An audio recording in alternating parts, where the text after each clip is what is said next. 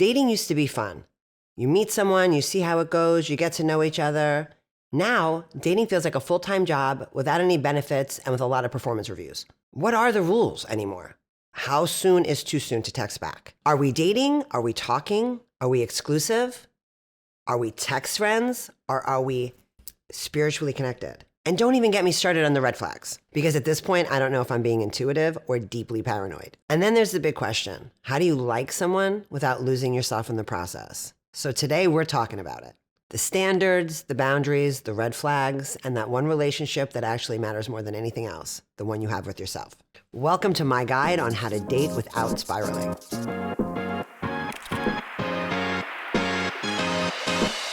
Hey everybody, welcome back to Still Can't Cook.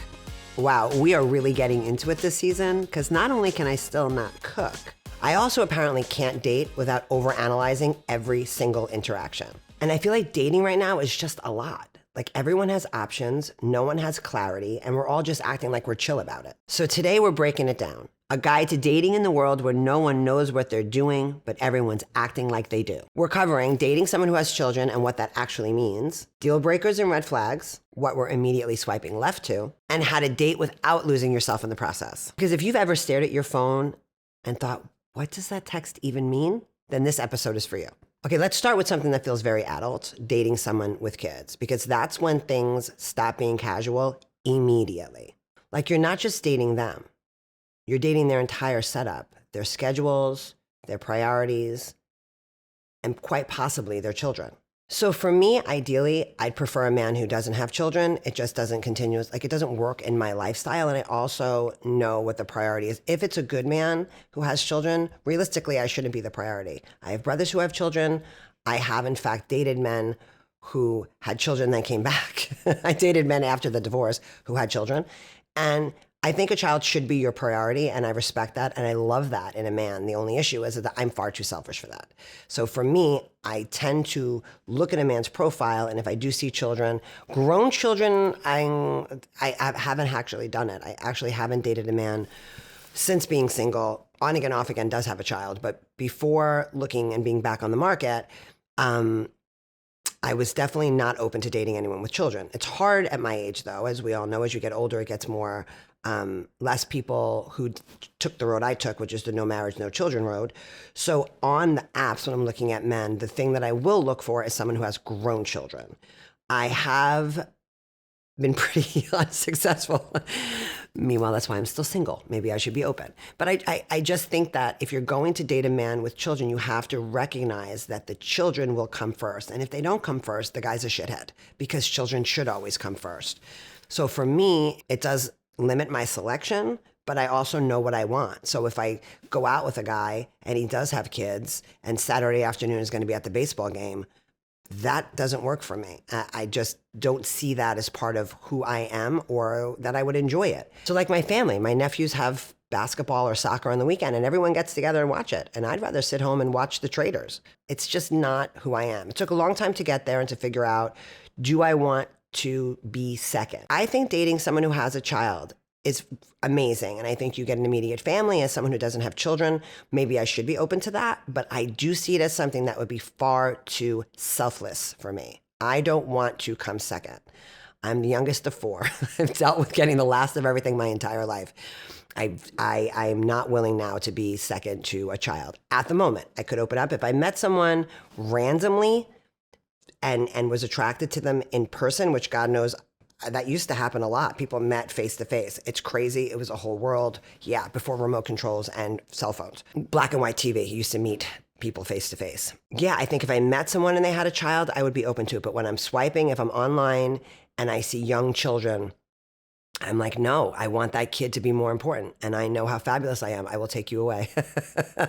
You'll forget about your kid and fall so head over heels in love with me. You'll be like, what baby? I don't even know what you're talking about.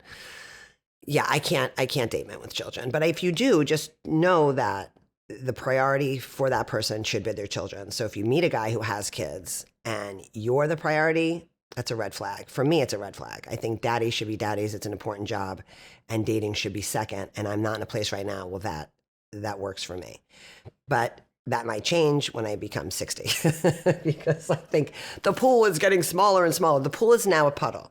it will soon be a thimble. And then what am I going to do? I'm going to be dating men with like 75 children. I'm going to date people who live on compounds who like have like 65 wives. And that's not a Mormon reference. It's a reference to like, one of these, what are those things called when you go and you get taken in? What are those things called?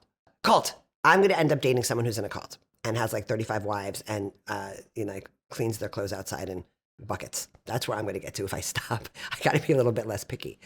But yeah, dating with children. I don't know. What do you guys think? You have to immediately know that you're going to be second. You have to know the kid's going to come first. Do you want to go sit out and watch the soccer games? Or if it's a little girl, you want to go watch her ice skating? Do you want to be part of that? My brother called me recently. I love you, Patrick, but he did. He called me recently and he said, I have a great guy for you. And he ran down the guy and he sounds great. He's 40 something, Montauk, blah, blah, blah. And then he said, and he's got 2 children, and it'd be so fun if you and me and my wife and my nephew and he and you and his kid went to a game. And I was like, have you even met me? Every part of that, even you and your kid. What kind of torturous, kind of survivor date are you trying to put me on? That'd be a no. Doesn't that sound great? And Patty, I'm sorry, but I was like, yeah, it sounds amazing. Let me think about it. Thought about it. Me, 2 kids at a game? Isn't it like he said, me, you, my wife, my baby, him and his kid at Barney's. I miss you, Barney's, rest in peace. Bergdorf. I can watch kids run through clothes. But on the field?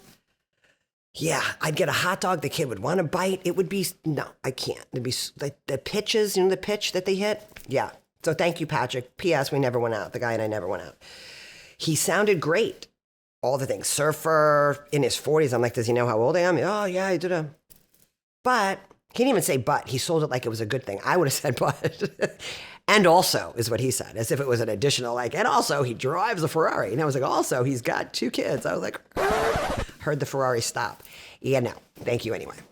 But I am still single, so maybe I should rethink my dating with kids. No, I shouldn't. I want to be the first. I want to be the priority. So that is why I do not do it.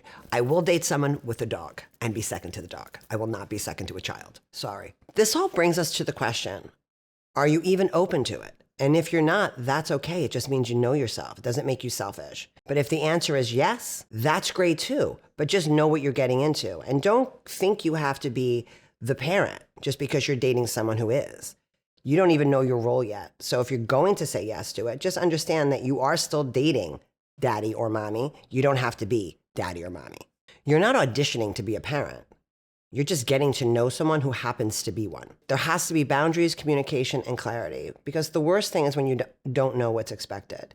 Dating someone who does have children, I did get back with someone we had broken up, and in the meanwhile, he had children on our breakup, and I didn't know what was expected of me. And so every day that we talked, I was like, so what are we doing? I wanted to somehow, I was very into the guy. So I thought the right thing for me to do was to take the role of immediate step girlfriend mom. I don't know what I was thinking, but everything I was like, oh, I'll do that. Oh, I can come here. And he was like, no, it's good. I'm good. I got it.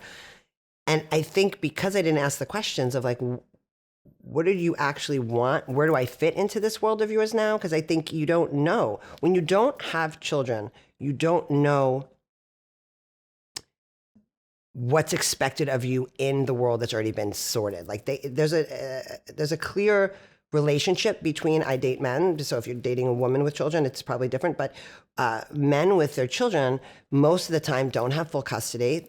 That I've noticed. Sometimes they do, but if they don't, they do only have certain times with their children. So when they do have time with the children, to immediately assume you're going to be part of it was very silly on my part. I should have known that the time you get to spend with your child, you don't really want me there yet. At some point you would have, but this was early on. I was younger and I was really into him. And so for me, I didn't understand what he wanted from me in this relationship, and the communication would have changed everything. But there were Saturday afternoons where I was like, oh, what are you doing? And he's like, well, we're going to go here, we're going to go there. And I was like, oh, I would do that. And he's like, well, no, it's cool. And I took it personally, not recognizing that it's really a big deal to bring someone into a relationship with your children. Like I was too young to put it together. Now I have a clear, if I was to date someone who, especially if they had younger children, would be very clear that that has to happen on that person's schedule. Not when I decide it's a nice Saturday afternoon and I want to go out too. You have to work someone in and know that this kid could get attached. I didn't think of any of that. The communication aspect, if you're going to date someone with children, you do kind of have the responsibility to state what it is you expect, what your time and what time is important to you and what days you need or things you need like on a weekend, because I think that's a big time for parents, especially the fathers. The weekend with their children is like, and the games happen on weekends and stuff like that. I think you have to really communicate what that looks like schedule-wise, what it looks like in time you're going to spend together, and not rush to be part of the child's life. I pushed away a relationship that I actually really wanted, and he was a great guy and a very good father, but I wasn't clear on, no, Kelley, you're not going to just jump in and be, stepmom a week into getting back together. So I think that communication, I keep coming back to that. Communication is key. Know what you want, stay true to yourself, and don't change, because the fastest way to lose yourself is to try to fit into a role that was never defined for you in the first place. And speaking of clarity, let's talk about something that we all pretend to have, but don't. Standards. Red flags and deal breakers. The things we say we'll never tolerate, but then somehow find ourselves explaining away. Why do we do that? Because if your friend told you the story, you'd be like, whoa, block him. But then when it's you, oh, he's just really bad at communicating. No, he's showing you exactly who he is. Listen to me. People, lean in, because I can. I go out of frame and mess up my mic.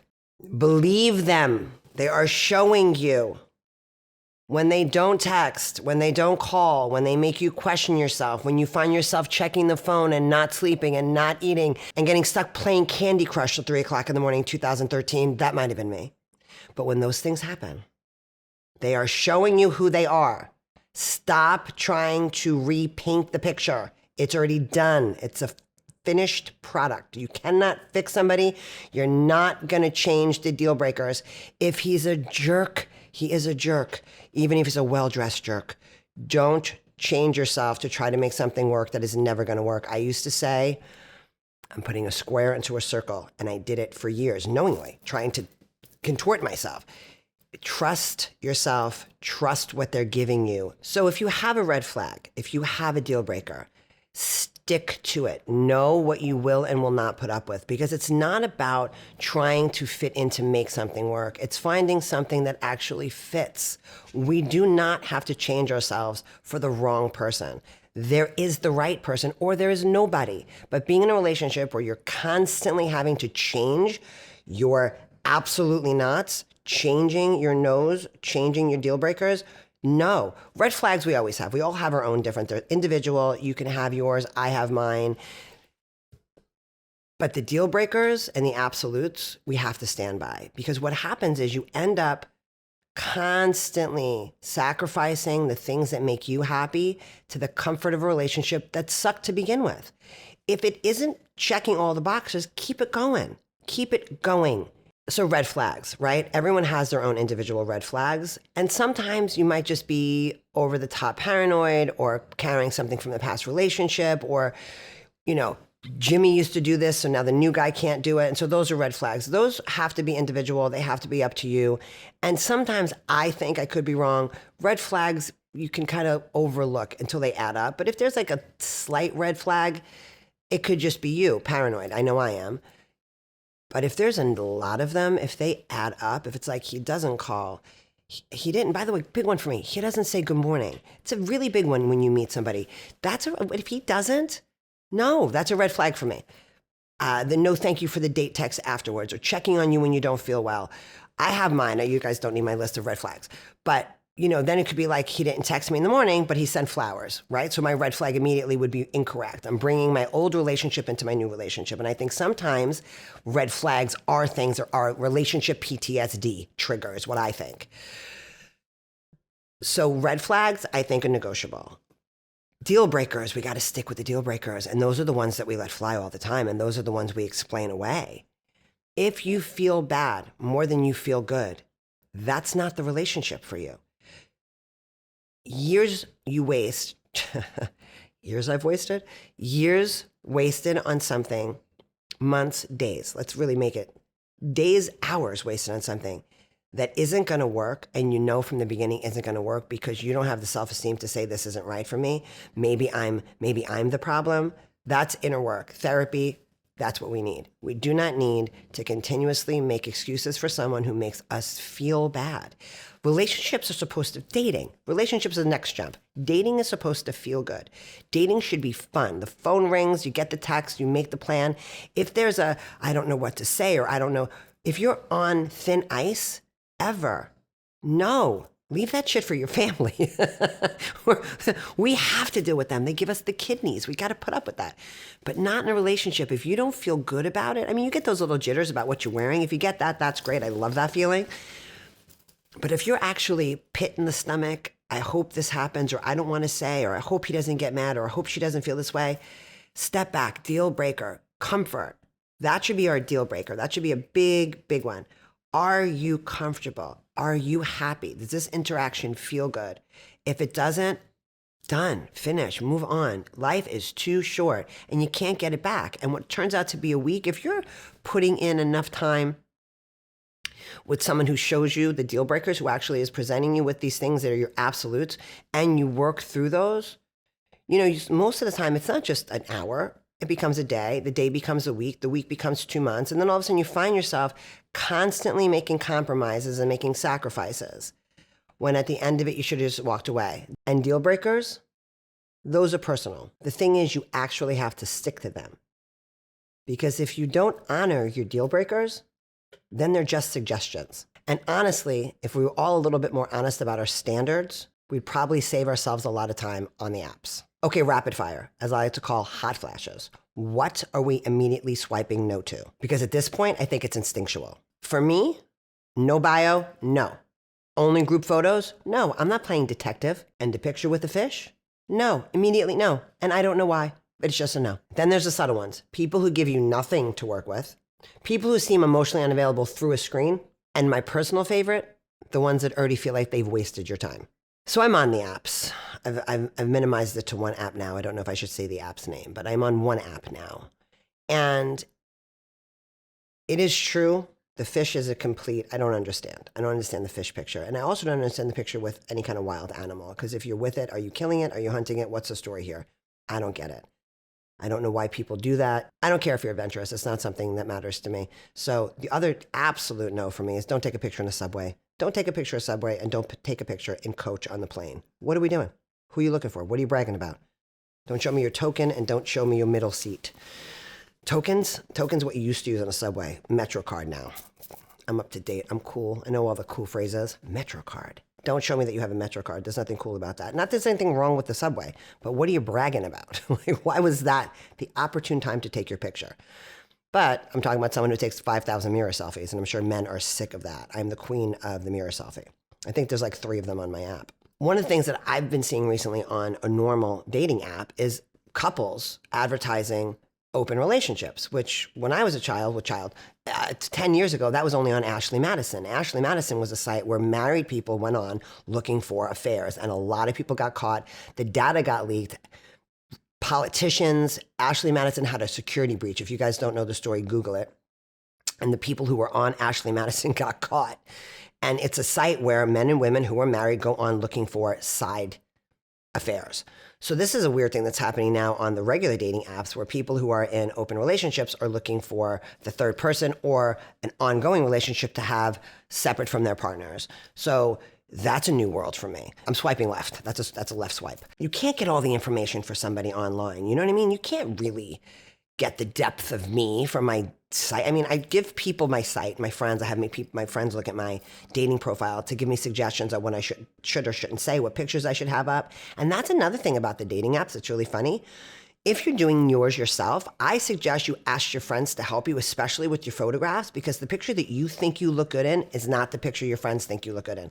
I had a couple pictures up that I showed one of my friends, and they were like, "Oh my God, you look awful." Like, what? I thought I looked adorable. I said, no, this is happening there. And you don't want to have this face on because you look da-da-da. And I was like, I didn't even know that. So we edited all of my photographs, but I've also just had a facelift. So I had my old face on there and I didn't realize that I had a mixture of the old face and the new face. And well, that's not good. That's very Kylie Jenner of me. I don't want you to be able to see my old face. Like, I don't want a before and after picture. You can come on here and see my before and after pictures, but I don't want you Google searching it. So I took down my old face, put up my new face. Yeah, I think it's important that you get people's opinions and suggestions on your dating app. You have someone help you with your resume when you actually have all of the criteria to make a resume and you know what you're looking for in the job. You have other people do those for you. So why would you do your own dating app when you don't even know who you are, what you're looking for? You're lost. Me, are lost and don't have any clue what the hell you're doing on a dating app. It is such a weird space to be in. And then how many texts are okay online? Like, you know what I mean? You have this whole relationship on the actual app, and then when and who jumps to text messages, big red flag. If they jump to WhatsApp, it's a bot and they're trying to sell you something. I didn't even know that in the beginning. I'm like, sure, on WhatsApp, you're so international. And it's like, oh, hey, Kelley. Oh, hey, Kelley. Oh, hey. And my name is spelled different every single time. The same question keeps asking. And then they ask me if I had Bitcoin. I see you, WhatsApp. I know what's going on. And then they don't skip over. Like if someone doesn't have a regular text message, I chat, or even if they have a Galaxy, sometimes it goes green, sometimes it goes blue. I tend to judge the green immediately. And then I ask if they have a Galaxy. And if they don't know what I'm talking about, then I know it's a bot or like somebody trying to steal my ID and sell me Bitcoin, maybe steal my kidneys or something. But anyway, watch out for the scams. There's a lot of robots and things on these apps. Dating apps are freaking weird, but it's the only way to do it now. When's the last time someone said hello to you in person? You avoid banging into each other on the street and you get mad at each other. People give each other dirty looks nowadays. People used to smile. Now it's like you're getting in the way of them crosswording with friends or crossword, whatever it is, the word apps that the people play with each other. Yeah, everyone's on their phone. No one's happy. You can't meet people face to face. So you have to meet people on a phone so that you can meet people face to face. Say that fast. You have to meet people on a phone to meet them face to face when you see people face to face, but they're always on their phone. How are we going to fix this, people? I don't know. I don't like it. I, for one, am giving up my phone. I'm going to stand outside, phoneless, and smile at everyone who walks by. And let's see how that goes. And when I get bailed out of jail, because people think I'm crazy, like, there's this lady up there, and she's just smiling. She has no phone. It's really weird. It's a very strange world to be in, but it's the only option that we have. So if we're going to be on it and you want to meet people and you're open to dating, it is the best way to do that, oddly enough. But I think that really bring in your friends. Have your friends take a look at your page and suggest the photos and the description of yourself. Because I think we minimize our greatness sometimes. I think that you can sell yourself on a dating app. I was going to say men do. I don't want to make this all about men. Men do.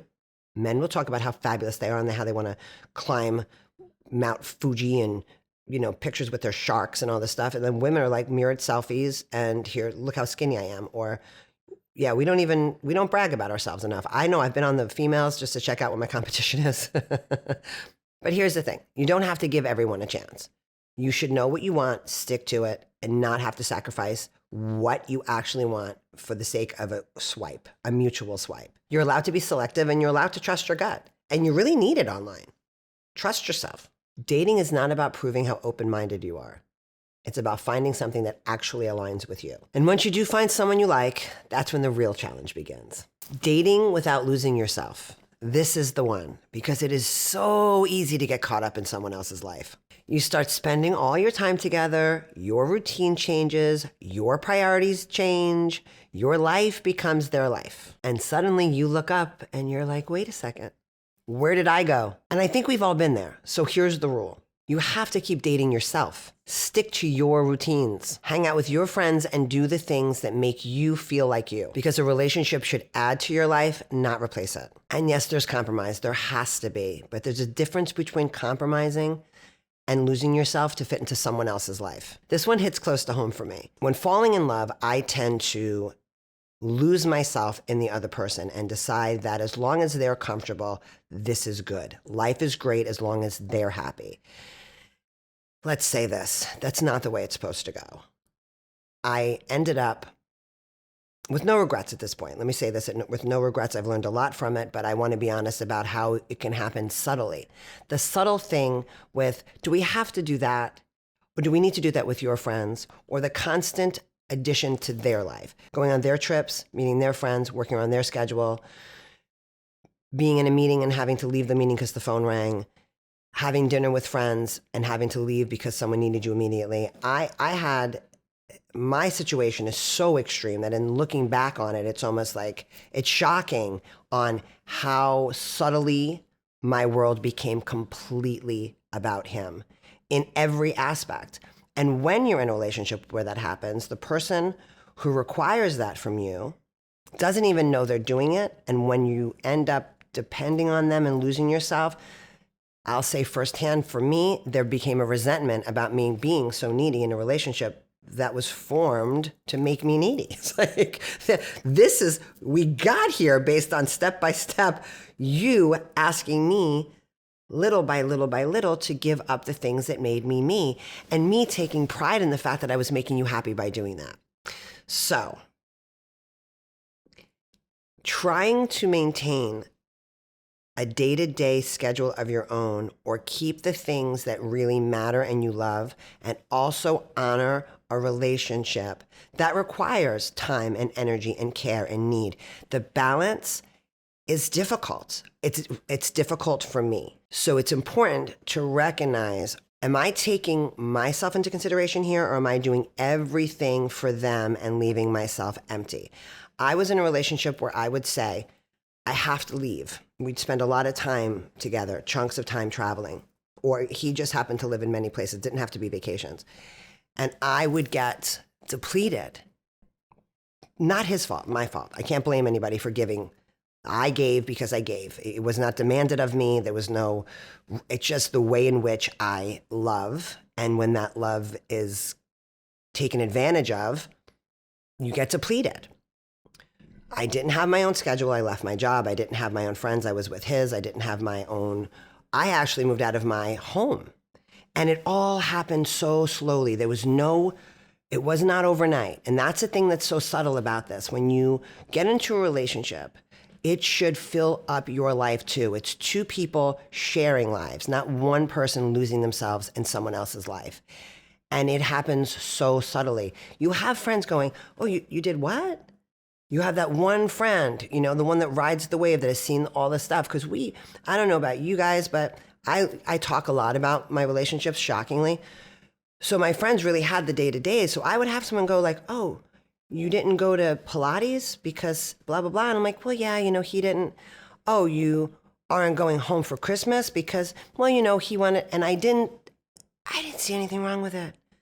And it's great when you're in the relationship, but here's the rub. They don't always last.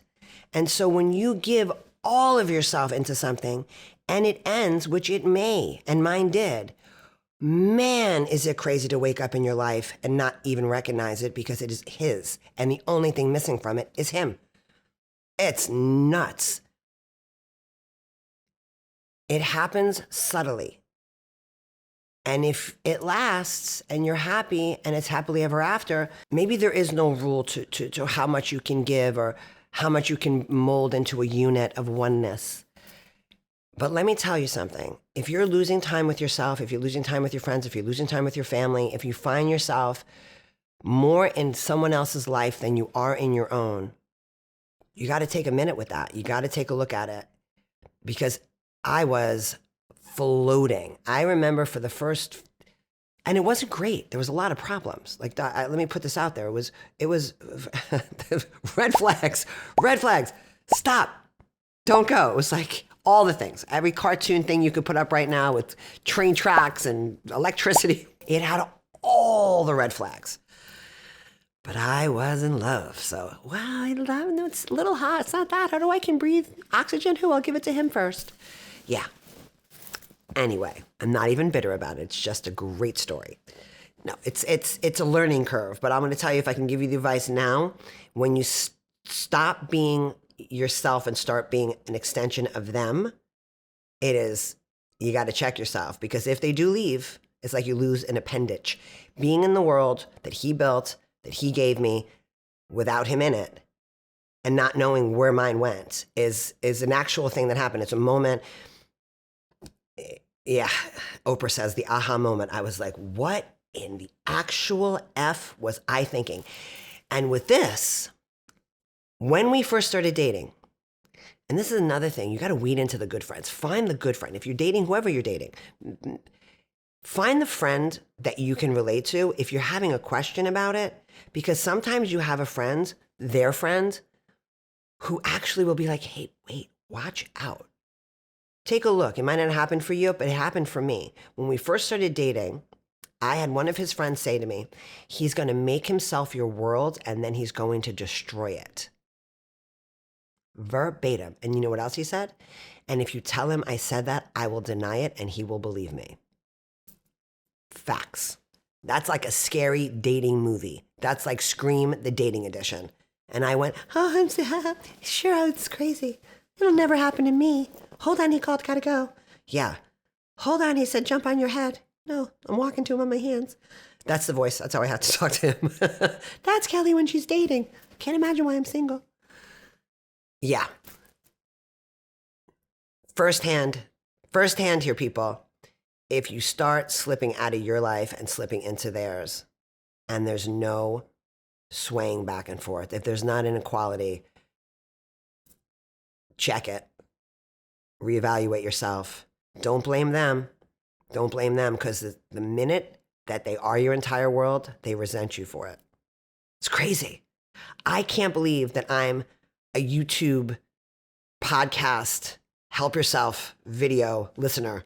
And I'm like, wait a minute, that's my life. It's crazy. I'm one of those people. I'm like, what happens with a narcissist? How do you leave? I don't know. What happens when they come back? I'm sitting for hours at a time trying to fix the damage of a relationship that I literally walked in. I was like a Dalmatian running into a burning building. Here I come. Kelley, what are you doing? Bye. I'm fine. Oh my God. Red flags, people. Red flags. Don't lose yourself. And subtle. It's so subtle. It's that the thing that I had in my relationship, and you might relate to this, is he never demanded anything. He suggested things.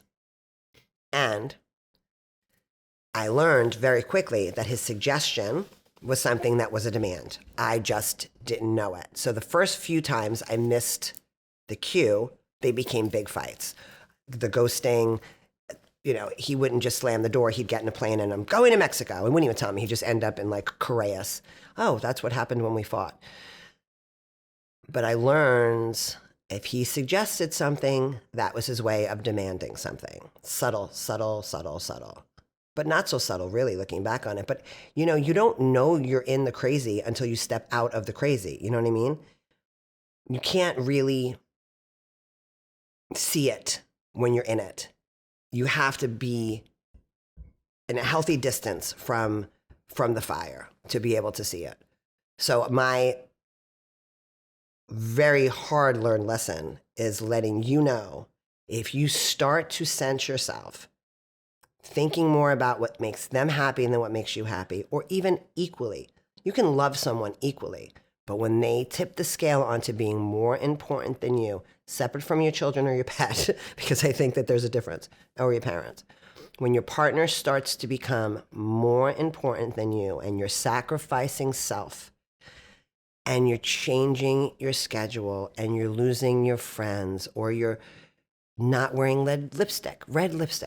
He didn't like red lipstick. No one wears red lipstick. I've never seen, no one wears red lipstick. Well, guess what?